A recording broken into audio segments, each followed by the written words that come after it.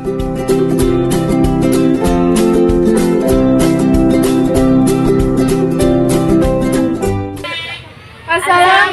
warahmatullahi wabarakatuh. Izinkan kami memperkenalkan diri. Saya Saskia Rahmalia Putri dari kelas 10 TKJ 1. Saya Netri Wardani dari kelas 10 TKJ 1. Saya Laini Lutfia dari 10 TKJ 1. Dan saya Nikmatun Barokah dari kelas 10 TKJ 1. Perkenalkan, nama saya Ananda Deswita Anggraini. Saya dari kelas 10 TKJ 1. Tujuan saya dan teman-teman saya di sini adalah ingin menjelaskan tentang teori dan prinsip budaya kerja 5R. Mari kita lihat videonya. Berikut ini merupakan beberapa judul yang akan kita bahas dalam video ini, yaitu pembahasan pertama mengenai sejarah pembentukan 5S, pembahasan kedua yaitu definisi dari sistem 5S secara umum, pembahasan ketiga ini mengenai konsep dari penerapan sistem 5S, pembahasan yang keempat mengenai keuntungan dari penerapan sistem 5S, pembahasan yang kelima ini mengenai komitmen dari penerapan sistem 5S, dan pembahasan yang keenam mengenai penerapan dari sistem 5S ini baik di lingkungan kerja maupun di lingkungan rumah. Pembahasan pertama mengenai sejarah dari sistem 5S, di mana sistem 5S ini merupakan salah satu bagian dari budaya Kaizen di Jepang.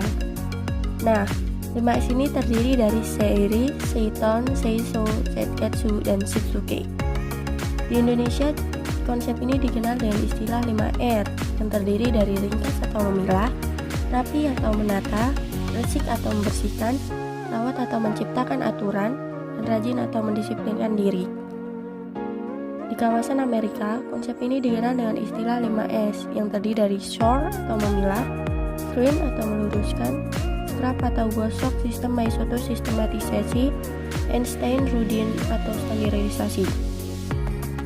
Di kawasan Inggris dan Eropa, konsep ini dikenal dengan istilah 5C yang terdiri dari clear out yang berarti singkirkan, configure yang berarti susunan atau tata, clean and check yang berarti bersihkan dan periksa, kemudian terdapat conform yang berarti patuhi atau pastikan, dan kemudian terdapat custom and fits yang berarti kebiasaan dari praktek sistem penerapan 5S ini. Nah, seperti yang sudah disampaikan sebelumnya, bahwa sistem 5S ini merupakan salah satu bagian dari budaya Kaizen di Jepang, di mana kajian ini berasal dari bahasa Jepang yang memiliki pengertian berupa Kai yang berarti perubahan dan Zen yang berarti lebih baik. Oleh karena itu, makna Kaizen ini memiliki makna berupa perbaikan berkelanjutan atau continuous improvement. Terdapat beberapa kunci pelaksanaan Kaizen. Pertama, perfect quality. Kedua, re-engineering. Tiga, small lot size. Yang keempat, 5S. Yang kelima, full system. Yang keenam, SDM tanggap. Yang ketujuh, hilangkan ketidakpastian. Dan yang kedelapan, hilangkan pemborosan. Di mana dari kedelapan kunci pelaksanaan Kaizen ini, kita akan membahas lebih lanjut mengenai 5S. Terdapat beberapa konsep Kaizen. Yang pertama, konsep 3M. Yang kedua, gerakan 5S. Yang ketiga, siklus PDCA. Yang keempat, konsep 5W plus 1H, di mana konsep ini kita akan membahas mengenai gerakan 5S. Nah, pasti penasaran kan, apa sih itu 5S? Jadi, 5S itu merupakan sebuah konsep penataan lingkungan kerja yang berfokus pada kebersihan dan efisiensi tempat kerja, standarisasi prosedur kerja, mengeliminasi segala sesuatu yang tidak diperlukan, serta secara bersamaan meningkatkan kualitas hasil kerja dan safety. Dapat kita lihat ya, bahwa sebelum penerapan 5S, semua barang berserakan bertumpuk tidak teratur. Nah, kemudian setelah diterapkan 5S, barang-barang teratur kemudian disusun di tempatnya, dan selain itu juga dapat diperoleh dengan mudah. Konsep 5S ini terdiri dari 5 gerakan, di mana 5 gerakan tersebut memiliki urutannya tersendiri, yaitu seiri atau ringkas, kemudian seiton atau rapi, selanjutnya seiso atau resik, kemudian seiketsu atau rawat, dan yang terakhir adalah shitsuke atau rajin.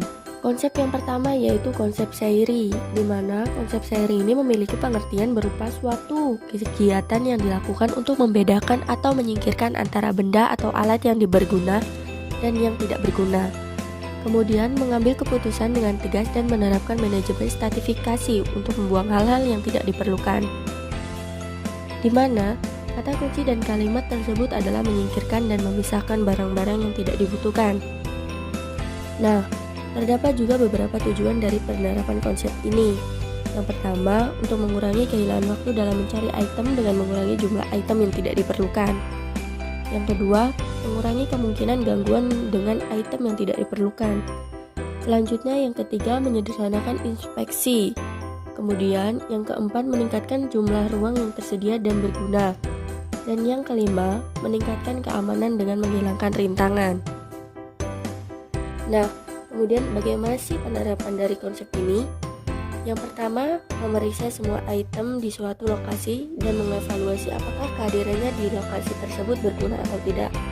Kemudian, menghapus item yang tidak diperlukan secepat mungkin. Kemudian, menetapkan yang tidak bisa dilepaskan secara langsung di area yang bertanda merah agar mudah dilepas nantinya. Kemudian menjaga agar lantai kerja bersih dari bahan, kecuali yang digunakan untuk produksi. Konsep Sairi ini merupakan langkah awal dalam mengimplementasikan 5S. Di dalam konsep ini terdapat kegiatan pemindahan barang yang berguna dengan barang yang tidak berguna.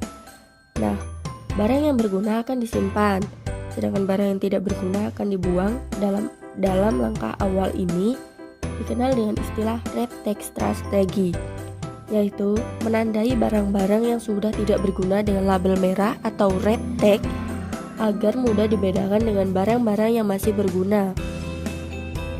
Kemudian barang-barang dengan label merah disingkirkan dari tempat kerja. Nah, selain itu, penentuan dengan menggunakan label merah akan disediakan juga beberapa kotak dengan menggunakan label yang berbeda. Misalnya seperti penggunaan dari label biru dengan label hijau, di mana label biru menandakan bahwa barang atau dokumen tersebut masih digunakan, sedangkan label hijau menandakan bahwa barang atau dokumen tersebut jarang digunakan. Nah, semakin ramping atau lain tempat kerja dari barang-barang yang tidak dibutuhkan, maka akan semakin efisien tempat kerja tersebut. Konsep yang kedua yaitu konsep Seiton atau rapi, di mana konsep ini merupakan langkah kedua setelah pemilahan atau konsep Sairi. Nah, di dalam konsep ini terdiri dari penataan barang yang berguna agar mudah dicari dan aman, serta diberi indikasi. Nah, dalam langkah kedua ini dikenal dengan istilah Siggenboard strategi, yaitu menempatkan barang-barang berguna secara rapi dan teratur. Kemudian diberi indikasi atau penjelasan mengenai tempat, nama barang, dan berapa banyak barang tersebut, agar pada saat akan digunakan barang tersebut mudah dan cepat diakses. Nah, sensor strategi ini dapat mengurangi pemborosan dalam bentuk gerakan mondar-mandir mencari barang. Nah, selain itu, konsep ini juga dapat didefinisikan sebagian penata kegiatan tata letak barang, peralatan, dan perlengkapan kerja dengan rapi, sehingga dapat memudahkan untuk mencari, memudahkan untuk menemukan, dan memudahkan untuk mengembalikan serta segalanya selalu siap pada saat diperlukan. Nah, kunci dari konsep ini adalah dengan mempertanyakan 5W plus 1H untuk satu item, di mana di dalamnya terdiri dari what, barang apa yang akan disimpan, who, siapa yang menyimpan, where, di mana disimpan, when, kapan disimpan, why, kenapa barang tersebut disimpan, dan how, bagaimana proses penyimpanan barang tersebut, dan berapa banyak barang yang disimpan. Nah, jadi inti dari konsep ini adalah meletakkan semua alat kerja yang dibutuhkan pada tempatnya dan dapat dijangkau oleh kedua tangan atau setiap barang yang berada di tempat kerja mempunyai tempat yang pasti. Tujuan dari penerapan konsep Seiton ini adalah pertama, untuk mengurangi kehilangan waktu dalam mencari barang. Yang kedua, untuk meningkatkan disiplin dalam menggunakan barang. Dan yang ketiga, untuk membuat alur kerja menjadi lebih lancar dan mudah. Nah, bagaimana sih penerapannya dari konsep Seiton ini? Yang pertama, mengatur tempat kerja sedemikian rupa sehingga semua perkakas atau perlengkapan benda dalam jarak yang berdekatan, di tempat yang mudah dijangkau, dan dalam urutan yang logis yang telah disesuaikan dengan pekerjaan yang akan dilakukan. Tempatkan komponen sesuai kegunaannya dengan komponen yang sering digunakan, diletakkan paling dekat dengan tempat kerja. Yang kedua, mengatur semua item yang diperlukan agar dapat dengan mudah dipilih untuk digunakan. pencarian dan pengembalian item yang diperlukan. Kemudian yang ketiga, menetapkan lokasi tetap untuk suatu item dengan menggunakan label, tanda, atau petunjuk yang jelas agar barang mudah dikembalikan ke lokasi yang benar dan mudah untuk menemukan barang yang hilang. Nah, berikut ini merupakan gambar dari penerapan konsep Seiton ini, di mana kita lihat di dalam gambar tersebut lingkungan kerja menjadi lebih tenang, teratur, dan juga lebih terarah. Nah, konsep ketiga adalah konsep Seiso atau resik, di mana konsep ini merupakan langkah ketiga setelah penataan atau konsep Seiton. Nah, di dalam konsep ini terdiri dari pembersihan barang yang telah ditata dengan rapi agar tidak kotor, termasuk tempat kerja dan lingkungan, serta mesin baik itu mesinnya breakdown maupun dalam rangka program preventive maintenance atau PM. Nah, sebisa mungkin tempat kerja dibuat bersih dan bersinar seperti ruang pameran agar hubungan kerja menjadi sehat dan nyaman. Nah, selain itu juga dapat mencegah motivasi kerja yang menurun akibat tempat kerja yang kotor dan berantakan. Nah, selain itu, konsep ini juga dapat didefinisikan sebagai suatu kegiatan yang dilakukan untuk membersihkan tempat kerja, mesin, dan perlengkapan atau peralatan kerja dari debu maupun kotoran yang melekat secara teratur, agar kondisi tempat kerja mesin dan peralatan atau perlengkapan kerja selalu dalam keadaan bersih dan terhindar dari kerusakan, degradasi, dan abnormality. Nah, dalam konsep ini titik beratnya adalah membersihkan sebagai pemeriksaan dan menciptakan tempat kerja yang sempurna, di mana hal tersebut dapat berwujud berupa dengan menghilangkan sampah, kotoran, dan barang asing untuk memperoleh tempat kerja yang lebih baik.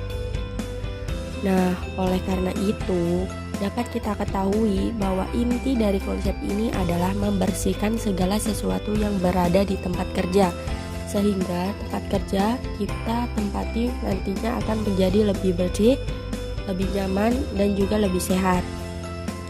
Terdapat beberapa tujuan dari penerapan konsep Seiso ini. Yang pertama, untuk menjaga kebersihan ruang alat dan lain-lain. Yang kedua, untuk meningkatkan kinerja alat atau mesin. Yang ketiga, sebagai bentuk kepedulian terhadap lingkungan atau bekerja.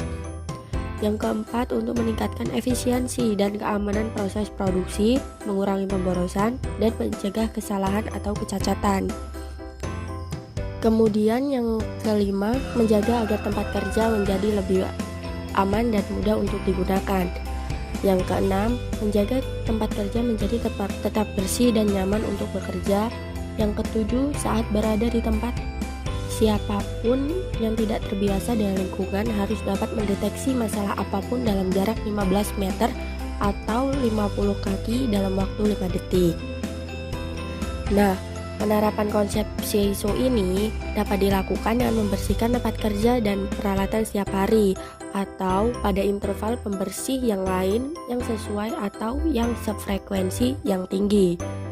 Yang kedua, memeriksa tempat kerja dan peralatan saat membersihkan. Konsep yang keempat adalah konsep Seiketsu atau rawat, di mana konsep ini merupakan suatu kegiatan yang dilakukan untuk merawat atau memelihara tempat kerja, fasilitas kerja, dan lain-lain, agar di tempat kerja selalu terjaga kebersihan, kerapian, dan keteraturan secara konsisten.